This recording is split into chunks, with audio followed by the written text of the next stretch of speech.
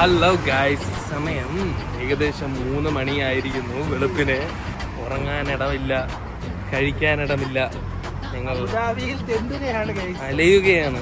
നമ്മുടെ നാട്ടിലൊക്കെ ആണെങ്കിൽ ഏതെങ്കിലും ബസ് സ്റ്റേഷനിൽ എവിടെ വേണമെങ്കിലും കിടന്ന് ഉറങ്ങായിരുന്നു. ഇവിടെ ഒന്നും പറ്റത്തില്ല, പോലീസ് എടുത്തോണ്ട് പോകും.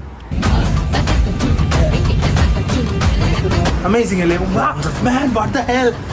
ആദ്യമായിട്ടാണ് ഇത് കാണുന്നത്. കളർ മാറി. Oh my God.